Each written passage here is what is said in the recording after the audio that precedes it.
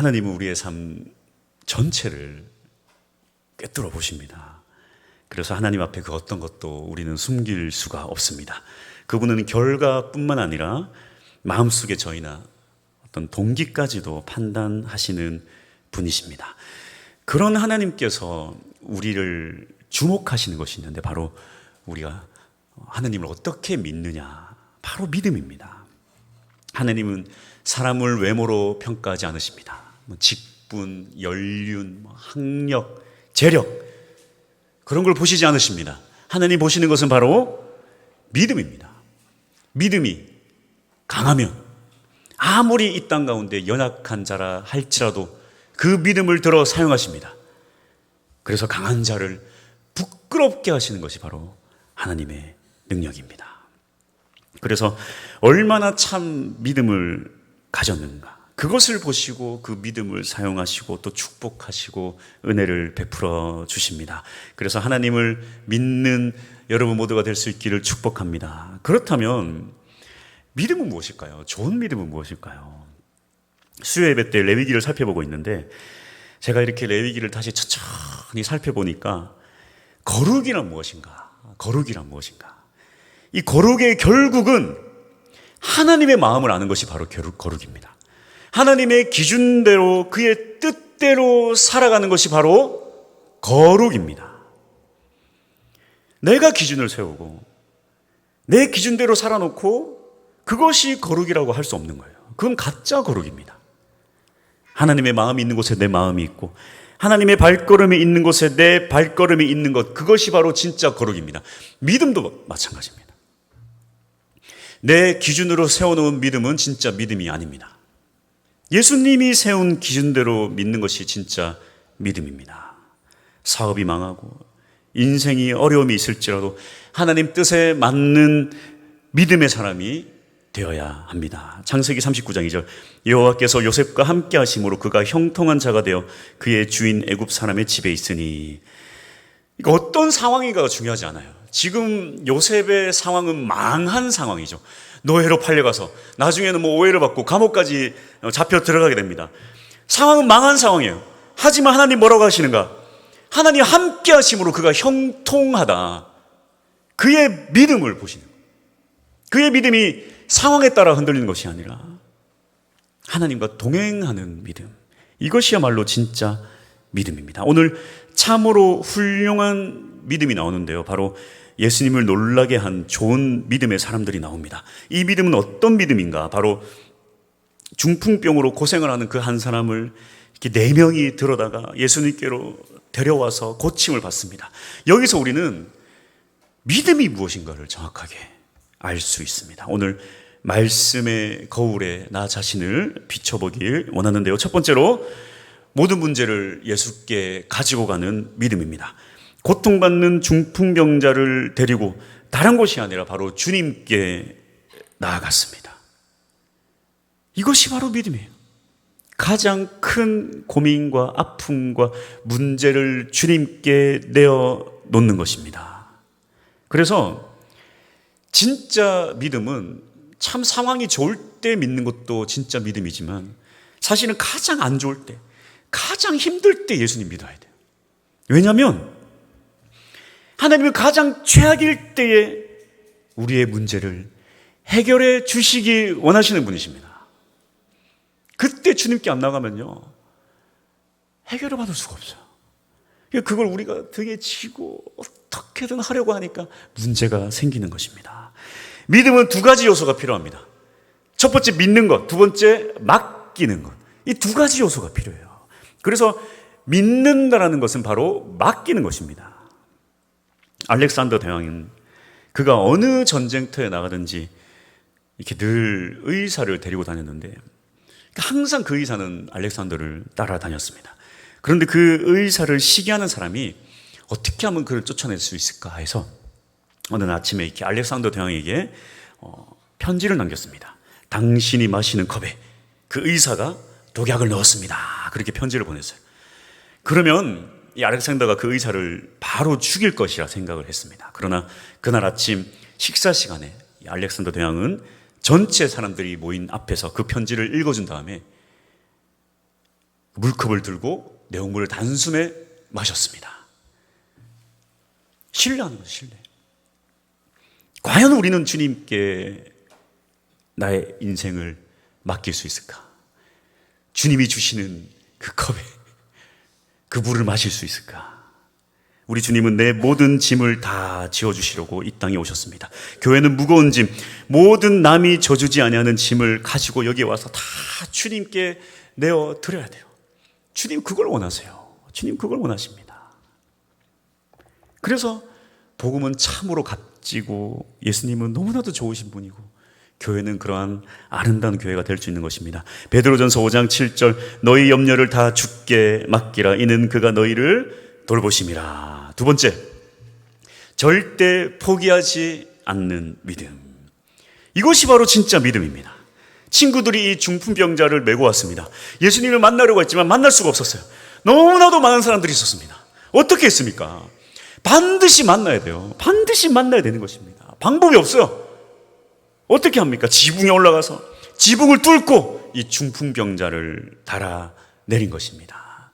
이게 우리가 생각할 때는 이 지붕에 올라가는 게 가능한 일인가? 이런 집의 구조가 아니죠.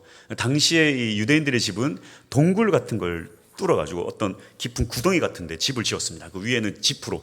그러니까 어떤 바위가 있으면 깊은 곳에 집이 있고 위에는 이렇게 위에를 이렇게 지붕으로 막아놨으니까 들고 올라가는 것이 아니라 그냥 바위 같은 데 올라가면 지붕에 올라갈 수가 있었어요. 네. 그러니까 지금 뭐 예수님 만나야 되니까 입구가 막혔으니까 방법은 없는 거예요. 그 지붕으로 달아내려야 되는 것입니다. 포기할 수 있는 것이 아닙니다. 물론 사람들로부터 빈축을 사고 저 상식에 벗어나는 사람들이라고 뭐 책망받을 수도 있어요. 하지만 진짜 중요한 것은 이 중풍병자를 예수님께 보내 가야 된다는 것입니다. 그리고 예수님께서는 이것을 믿음으로 보셨습니다. 마가복음 2장 5절 예수께서 그들의 믿음을 보시고 중풍병자에게 이르시되 작은 자야 내 죄 사함을 받았느니라 하시니. 그래서 이 공부 잘하는 아이들을 보면요, 이런 아이들이 있습니다. 막 노는 것 같은데 공부를 잘하는 아이들이 있어요. 자세히 보면 놀 땐 놀고 공부를 딱 해야 될 때 하는 아이들입니다. 근데 또 어떤 아이들이 있냐면 주구장창 책상에 앉아 있는데 공부를 못하는 아이들이 있어요. 뭐냐면 그냥 앉아서 딴 생각하는 거예요. 딴 생각하는 거예요. 그래서 이런 이야기가 나옵니다. 이상하다. 이렇게 공부를 열심히 하는데 왜 성적이 오르지 않을까? 비슷한 맥락입니다. 예수님을 잘 믿는 것 같은데 애매한 믿음이 있어요. 열심히 하긴 하는데 뭔가 하나님과의 관계가 막혀 있습니다. 근데 또 농땡이 같은데 딱 하나님 붙잡는 사람들이 있어요. 앞서 말한 이 공부와 비슷합니다. 농땡이 같은데 하나님 역사하시는 사람들 보면 하나님 딱 붙잡아야 할 때 그때 그걸 놓치지 않아요. 그걸 놓치지 않습니다. 아주 하나님께 집중해야 될 그때 하나님께 집중합니다. 딴 생각하지 않아요. 그렇게 위기를 돌파합니다. 그렇게 위기를 돌파해요. 그게 무너질 것 같으면서도 무너지지 않습니다. 이 네 명의 사람들이 어떠한 삶을 살았는지는 알 수 없습니다. 그러나 이 네 명의 사람들은 예수님을 꼭 만나야 하는지 안 만나도 되는지, 지금 포기해야 되는지 포기할 수 없는지, 대충 해야 되는지 무조건 해야 되는지 알고 있는 사람들이에요. 정확하게 알고 있는 사람들입니다. 지금 반드시 예수님 만나야 된다. 도저히 사람들을 뚫을 수 없다면 나중에 변상해져도 되니까 지붕이라도 뚫어서 이 사람을 예수님께 보내야 된다. 우리도 포기하지 말고 해야 할 것이 있습니다. 예수님께서 그렇게 애타게 명령하신 게 무엇입니까? 마태복음 28장 19절에서 20절 그러므로 너희는 가서 모든 민족을 제자로 삼아 아버지와 아들과 성령의 이름으로 세례를 베풀고 내가 너희에게 분부한 모든 것을 가르쳐 지키게 하라. 볼지어다 내가 세상 끝날까지 너희와 항상 함께 있으리라. 지금 부활하신 하나님께서 아주 두 눈 부릅뜨고 우리를 지켜보고 계세요. 그 예수님이 가장 기뻐하시는 게 무엇인가? 영원구원이에요. 영원구원. 예수님께서 고난을 당하시고 십자가에 죽으신 그 근본적인 이유 바로 이것입니다. 영혼구원이에요. 영혼구원이에요. 고난주간을 가장 고난주간답게 보내는 것은 바로 영혼구원입니다. 이를 위해 예수님이 십자가 지셨어요. 진짜 거룩은 바로 내 기준대로 경건 생활을 하는 것이, 그것이 기준이, 그 거룩이 아닙니다. 주님 원하시는 그 마음, 주님 원하시는 그 발걸음, 그곳에 내 마음이 있고 내 발걸음이 있는 것, 그것이 바로 믿음이고 그것이 바로 거룩입니다. 우리 충만교회는 결코 이 일을 포기할 수 없습니다. 세 번째, 이웃을 위한 헌신이 필요합니다. 이 중풍병자를 메고 나온 사람들, 사실은 자신들의 문제 때문에 나온 것이 아닙니다. 모르겠어요. 이 중풍병자와 어떤 관계가 있는지 알 수 없지만 사실 이 4명의 사람들은 이 일을 위해서 많은 희생과 대가를 치루었습니다. 그냥 놔둬도 됐을지 모르겠어요. 하지만 그렇게 하지 않았습니다. 그냥 지나치지 않고 상당한 시간이나 물질에 대한 손해를 감당하면서까지 이 일을 하였습니다. 예수님이 이것을 귀하게 보셨습니다. 우리 충만교회가 이러한 교회가 될 수 있기를 소망합니다. 나뿐만 아니라 여러분, 그냥 내 삶에 지쳐 살아가는 것이 아니라 그냥 둘러보고 또 이 교회가 정말 이 지역사회에 빛이 될 수 있는 교회가 되었으면 좋겠어요. 여러분, 정말 제가 충만교회를 통해서 꿈꾸는 것이 있습니다. 이렇게 많은 사람들이 교회를 기뻐했으면 좋겠어요. 그냥 건물 하나 저기 있네, 이것이 아니라 정말 이 교회를 기뻐하고 좀 가능하면 이게 좀 사람들이 많이들 이용을 했으면 좋겠어요. 막 전체를 쑥대밭으로 만들라는 게 아니라 이렇게 데크에도 이용하고 좀 그랬으면 좋겠어요. 그래서 제가 참 고민이 많습니다. 그것을 위한 첫 발걸음이 무엇일까? 첫 발걸음이 무엇일까? 지금 당장 무슨 뭐 많은 걸 할 수 없지만 그래도 하나를 할 수 있다면 그게 무엇일까? 그래서 제가 이렇게 저녁에 여러분 뭐 보시는 분 보셨겠지만 이렇게 저녁마다 이렇게 전구를 좀 켜놓고 있어요. 요즘은 또 늦게 해가 지다 보니까 한 1시간 반 정도 이렇게 켜놓습니다. 켜놓으면 참 요즘 전기세도 많이 올랐는데 여러 가지 그런 생각도 많이 들 거 아니에요. 그래서 주변 사람들이 보고 야, 저 교회는 뭐 돈이 많나 저렇게 불을 환하게 켜놓냐 뭐 그럴 수도 있는데 여러분 뭐 그 생각대로 그렇게 뭐 전기세가 많이 들진 않습니다. 그게 제가 전기가 나오지 않았습니까? 제가 이 와트 수를 다 계산했어요. 예. 제가 여기 주민이지 않습니까? 참 도움이 돼요. 참 도움이 돼요. 세상 컴컴한 동네에 그래도 그렇게 좀 불이 켜져 있으면 참 마음이 따뜻해집니다. 그래서 어떤 사람은 뭐 불을 켜놨냐 할 수 있지만 또 저 불 끄잖아요? 그럼 또 뭐라 그럴까요? 아이고 교회가 째짜게 저것도 그런 하여튼 이 말 이렇게 하면 이런 말 나오고 저런 말 저렇게 하면 저런 말 나오고 그래요. 그냥 그런 거에 신경 쓸 필요 없습니다. 그냥 우리가 할 수 있는 최선의 방법을 다 하는 거예요. 제가 왜 그렇게 고집을 하냐면 좀 이 최소한도로 이 교회로서의 가치를 좀 하나씩 실현하고 싶어요. 좀 교회가 이 마을이 교회를 통해서 조금만 아름다워질 수 있다면 좀 그렇게 하고 싶습니다. 그래서 이후에 좀 더 큰 비전을 제가 얘기하자면 저 밑에 계단을 뚫어야 돼요. 예. 여러분 이 접근성이란 게요 굉장히 중요합니다. 어떤 카페가 잘 되냐, 어떤 카페가 안 되냐, 그거 보면요 접근성이에요, 접근성. 예. 별것 아닌 것 같지만 굉장히 중요해요. 이쪽 계단은요 굉장히 접근하기 어려운 계단입니다. 저 계단을 올라온 데는 엄청난 용기가 필요해요. 저는 목사니까 저기 올라갔지 제가 일반 성도였으면 저기 못 올라옵니다. 충만기 못 올라와요 저기. 그래서 사실 우리가 진짜 사람을 데리고 오려면요, 다니는 사람을 데리고 오려면 저 밑에서부터 끌고 와야 되나요? 굉장히 큰 수고가 필요합니다. 근데 저 밑에서 올라오는 거 생각보다 쉬워요. 그래서 왜 데크에 사람들이 없냐? 여러분 과연 커피 같은 거 준비를 해놓으면 사람들이 올까? 안 와요. 근데 저 밑에를 뚫잖아요. 분명히 얘기합니다. 저 밑에 뚫면 사람들 와요. 왜? 마음이 불편하지 않으니까 저 밑에는. 그래서 밑에를 뚫고 데크를 이렇게 1층은 좀 좁게 2층은 좀 길게 해서 1층 2층으로 기역자로 해서 유리로 해서 아이들 공부도 하고 사람들 좀 쉬기도 하고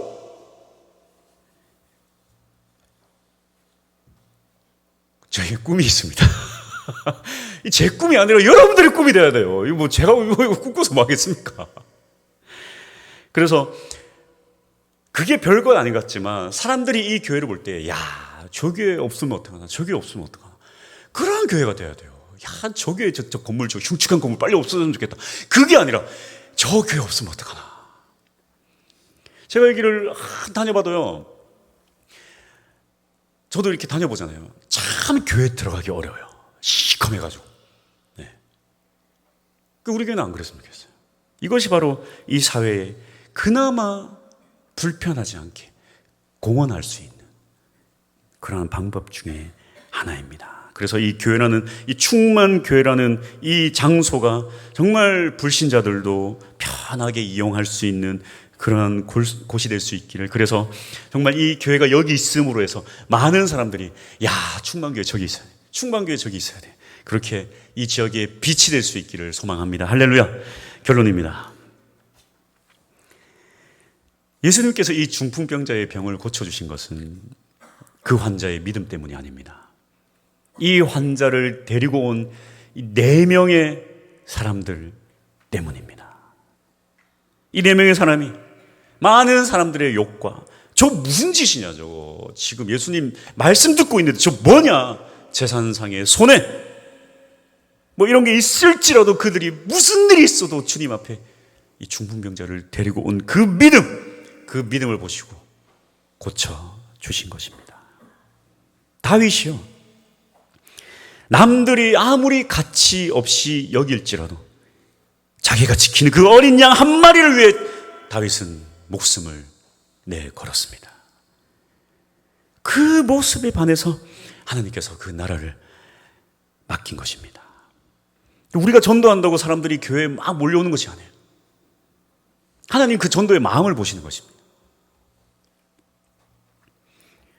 아, 이 충만교회는 영혼을 맡길 수 있겠구나. 이 영혼을 맡길 수 있겠구나. 많은 교회들이 영혼을 보내도 다 흘려보내는데 이 충만교회는 영혼을 맡길 수 있겠구나. 그런 교회가 되었으면 좋겠어요. 그 마음을 가질 수 있는 유일한 방법은 바로 복음을 전하는 것입니다. 뭐 태신자 작정하라고 하고, 뭐 막 이거 하고, 막 무슨 뭐 행복 파티 하라고 그러고, 뭐냐 이게 뭐냐. 근데 그렇게 씨름을 할 때에 그래야지 이 교회가요 한 영혼의 가치를 알아요. 말로만 안다 그러지 사실 우리는 생각보다 그렇게 한 영혼에 대한 가치를 잘 모릅니다. 잘 몰라요. 그렇게 그냥 씨름을 해야지만 알 수 있는 거예요. 그래서 한 영혼이 교회 안에 들어왔을 때 정말 그 영혼을 위해 이 교회가 힘을 다해 쏟을 수 있는 것입니다.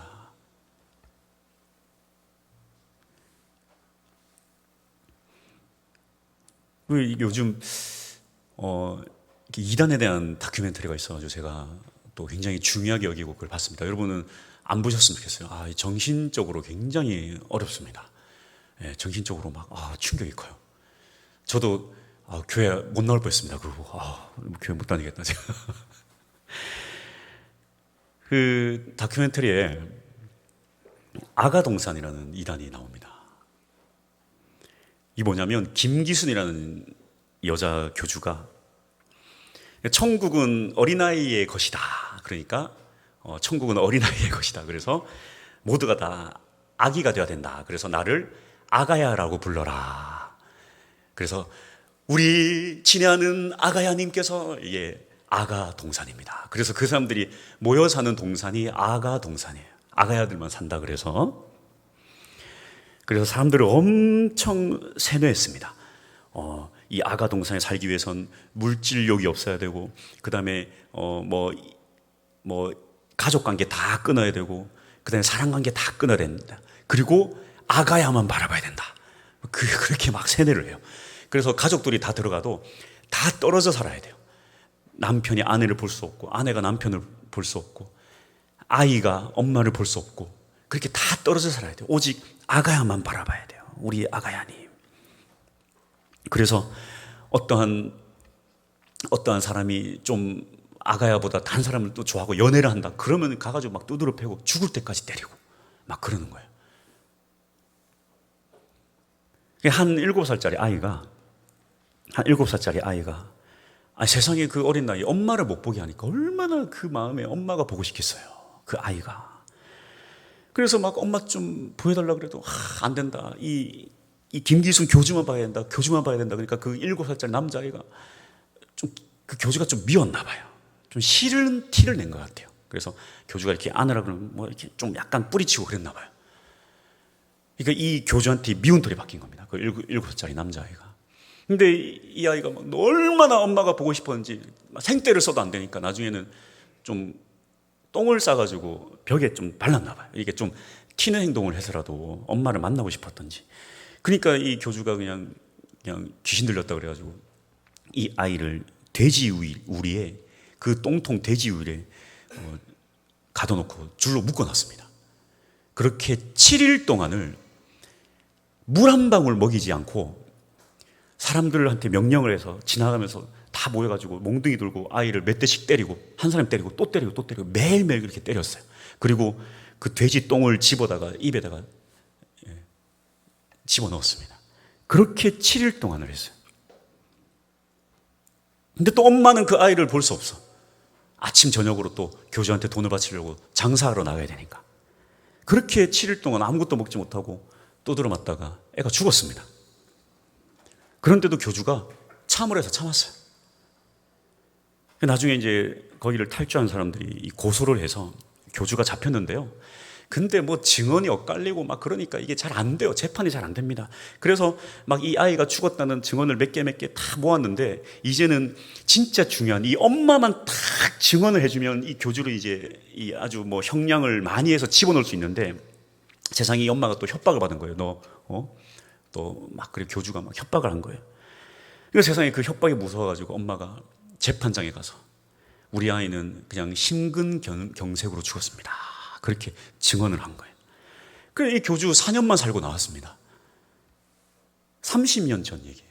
지금도 아가동산에서 아가야 하고 있어요, 지금. 30여 년이 흐르고 이 엄마가 이제야 이 교주를 고발하는 인터뷰를 하면서 그 인터뷰를 하는데 그 아들에 대한 이야기를 다 한 다음에는 자기 빵을 막 때려요. 막 때려요. 그러면서 제발 나를 죽여줘. 제발 나를 죽여달라고. 제발 이 못난 애미를 용서해달라고. 아니 용서해달라는 말도 못하겠다. 제발 누가 좀 나를 죽여주세요. 제발 나를 죽여줘. 수십 대를 이렇게 빵을 때리는 거예요. 제발 나 좀 죽여달라고. 내가 미안하다는 말도 못하겠다. 제발 나를 죽여다오. 이 엄마가 그 아이를 때린 게 아니에요. 이 엄마가 그 아이 입에 돼지똥을 집어넣은 게 아니에요. 이 엄마는 그저 일하러 나간 것밖에 없습니다. 근데 이 엄마가 이 아들을 부인했어요. 이 아들을 부인했어요. 재판에 가서 증언을 하지 못했습니다. 무서워서. 지금 그 자기 빵을 때리고 제발 나 죽여달라고. 난 지옥에 가야 된다. 나를 죽여달라고.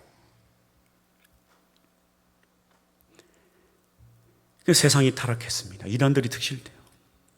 TV 매체는 교회를 욕해요. 뭐 때문에 이런 일이 일어났을까요? 무엇 때문에 이런 일이 일어날까요? 그 정명석 JMS 그걸 취재한 사람들이 결론을 이렇게 내더라고요. 청년들 왜 JMS 교회 갔냐고 다 인터뷰를 하니까 그 사람들이 그 젊은 청년들이 뭐라 그러냐면 우리가 갈 교회가 없었는데 여기는 우리를 받아줬다. 교회가 그때 당시 80년대, 90년대, 2000년대 교회가 무슨 교회 안에서 드럼을 쳐야 되냐 말아야 되냐, 기타를 쳐야 되냐 말아야 되냐, 뭐 이거 해야 되냐 말아야 되냐, 그러고 앉아있을 때 이 교회는 우리를 받아줬습니다. 같이 찬양하고 드럼 치고 율동하고 워십하면서 마음껏 청년들이 뛰어놀 수 있었습니다.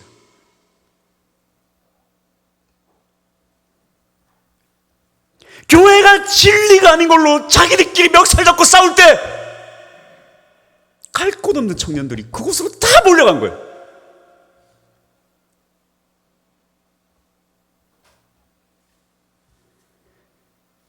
원리가 뭐냐면 진리가 아닌 것들로 싸울 때 결국 늑대가 양을 물어가는 것입니다. 그러니까 이단이 먼저 데려가는 것이 아니라 교회가 힘을 잃을 때 늑대가 양을 물어가는 거예요. 이단이 먼저 아예 안 믿는 사람을 데리고 가는 게 원리가 아니에요.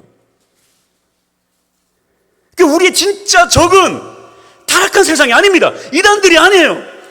사명을 잃어버린 그리스도인, 사명을 잃어버린 성도, 사명을 잃어버린 교회가 진짜 우리의 적이에요. 부모가 자식이 죽었는데 나는 아무것도 안 했습니다. 나는 안 때렸고요. 나는 그냥 가만 놔뒀습니다. 이게 부모가 할 얘기입니까? 사람들이 그러면 아이고 당신들은 아무것도 안 했군요. 가만 놔둡니까? 가만 놔둔 게 죄죠. 부모가 부모로서 자기 자식을 챙겼어야지. 그럼 나는 아무것도 안 했는데요. 그리스도인이 하나님, 저는 아무것도 안 했습니다. 저는 타락 안 했고요. 저는 이단에 가지도 않았어요. 저는 열심히 살았습니다. 왜 네 옆에 있는 그 영혼을, 너는 왜 그 영혼한테 단 한 번도 교회 가자고 말하지 않았니? 이 시대 진짜 타락한 사람들은 사명을 잃어버린 그리스도인들입니다. 이단이 득실되게 놔둔 것, 우리들의 잘못이에요. 교회가 젊은이들을 다 내쫓았을 때 그 목마른 영혼들은 다 교회가 아닌 다른 곳으로 가는 것입니다.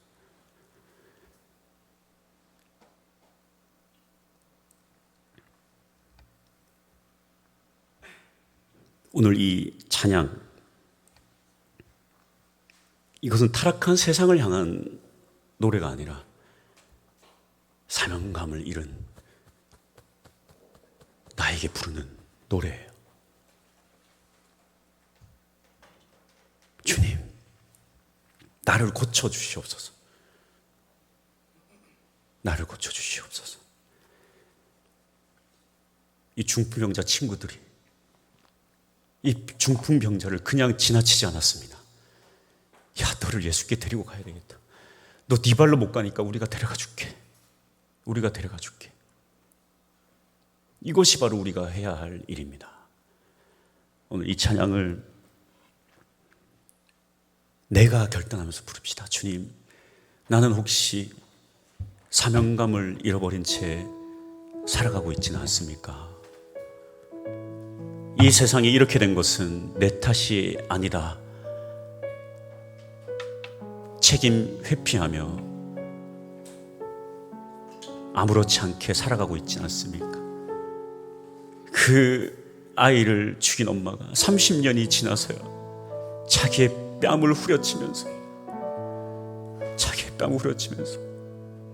미안하다, 아니 미안하다고 말도 못하겠다. 그렇게 우리가 주님 앞에 나갔을 때에 부끄럽지 않기를 소망합니다. 우리 그런 마음으로 주님 앞에 찬양하며 나갑시다.